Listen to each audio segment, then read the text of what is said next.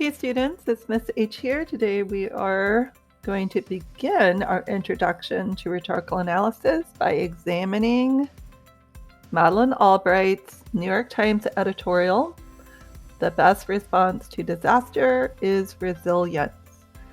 Now, analysis really is all about recognizing patterns. So what I've done for you here is I've identified a pattern by putting some details in yellow and some details in blue. So I want you to take a moment, think about these details from her childhood memories that Albright shares, and tell me, what pattern do you see? How does she contrast or juxtapose what's in yellow with what's in blue?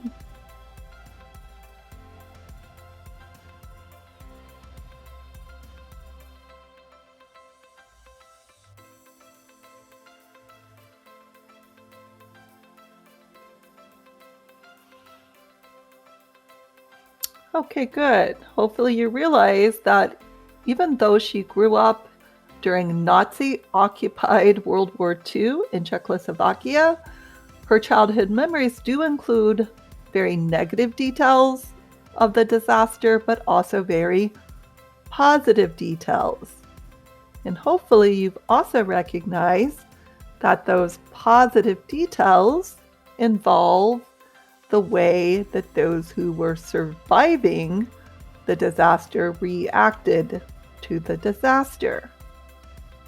Now, that's the immediate effect of her details. We want to always tie her tools, her choice of details in this case, that's her strategy, it's an overarching strategy, to her purpose.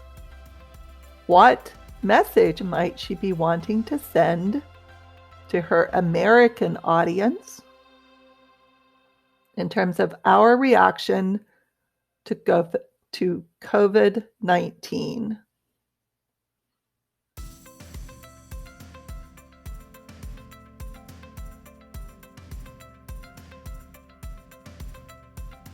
Questions to ask yourself: does surviving a disaster mean your childhood is scarred forever?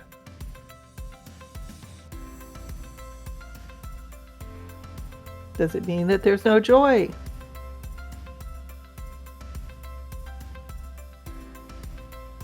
Does it mean that you can't survive and thrive? Now bear those ideas as we move to our next pattern. Now what I'm showing you here, look just at blue first. We have examples of the group called those who lose loved ones during a disaster. Our first example, that's the strategy she's using. These are examples she pulls from her time as Secretary of State. And in case you're not familiar with that role, Secretary of State does deal with foreign relations. So she has quite a bit of experience dealing with societies around the globe. Oftentimes, those interactions involve states of emergency or disasters. So she chooses to tell us an example of a 6-year-old boy in Uganda, just six, had to pull himself out from underneath his mother's body, walk several miles carrying his little sister. This is a 6-year-old. Another example of the same group, she grasped hands with women in Bosnia whose sons and husbands have been murdered and dumped in a mass grave. So draw a conclusion. What might be her generalization about members of this group called people who lose loved ones during a disaster?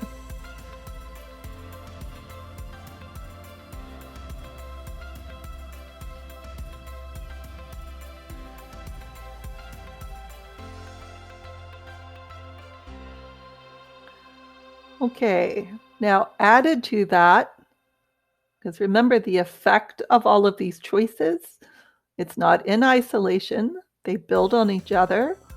We have another pattern of examples of a close group. This is called the group of those who survive disasters. She chooses first to tell us, 3-year-old girl lost her arm. This is in Bosnia. She ends up being adopted and living on an expensive street in Washington. Connect that to Thailand. Teenage girls rescued from sex trafficking. Determination to live fearlessly. A professor escaped from wartime Poland, now teaches at Georgetown University. 2 examples of famous leaders who had spent years as political prisoners,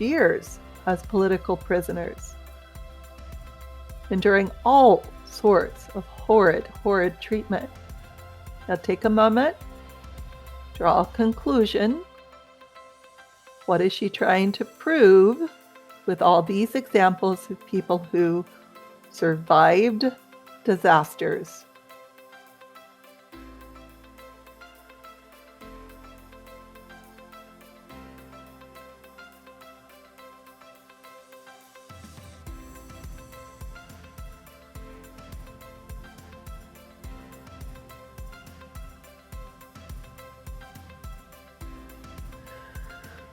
Okay, now paragraph 8 marks a shift. Most passages have 2 parts. It's a 2-part message, it's a 2-part argument. So look back over your notes, decide what is her message about the effect of disasters on individuals. That's the first part. Now she shifts. You have to always bear in mind, her audience is not those who live in war-torn Bosnia. Her audience is Americans. Now she shifts to redefining normal. Let's look at her main claim here. A generally contented society is a rarity. We have to establish and sustain it. It takes work. To be human is to be tested over and over, and we need abundant help from others. So take a moment, jot down, what message is she trying to send Americans? What misconception about normal might she be trying to correct?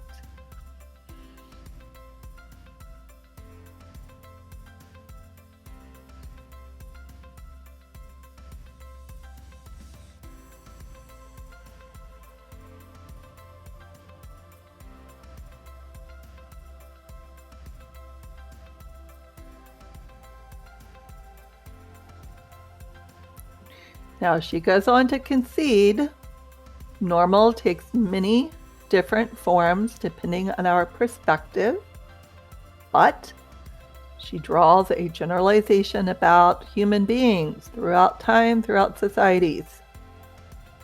This is probably her most poetic sentence.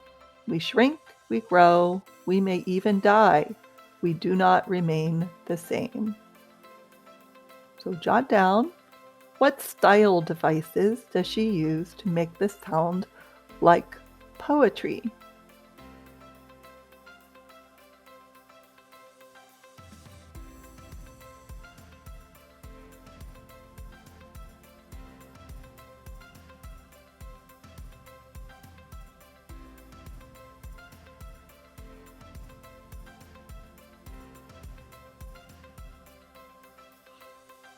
Good. Hopefully you discussed her use of parallelism and repetition. Now she builds on this to start her call to action. And her call to action is more a change in the way we think and the way we believe. She states, I do think we are a lot tougher and more capable of moral courage than cynics suggest.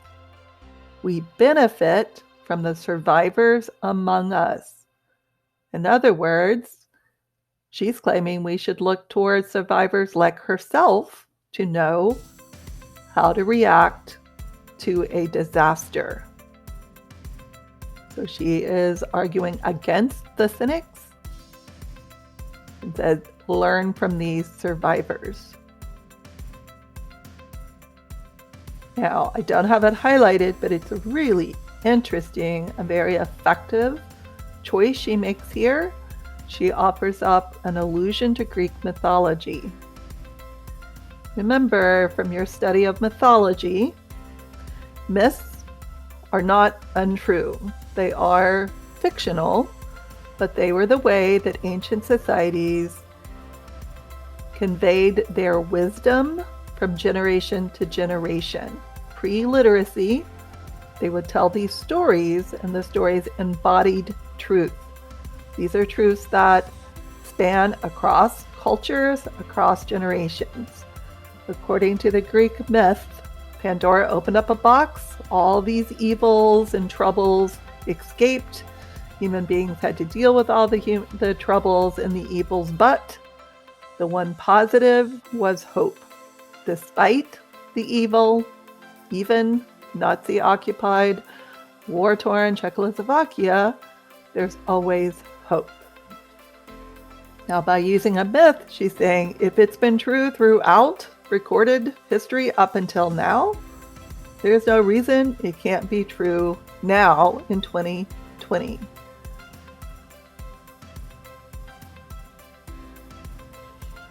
And then the very last call to action is for a new normal.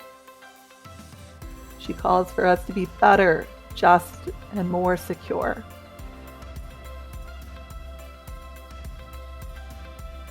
Last thing we're going to discuss is the importance of stopping to summarize.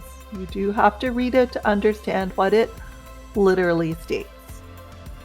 So, literally, she said, grew up during war, remembers bad times but good times. Secretary of State, same thing. She lists countless examples of people facing extreme horror with resilience and determination. You can survive, you can go on to live successful lives. First part of her message, disaster is not a determination that you can't still have good times, that you can't still survive and thrive. Then she builds on that,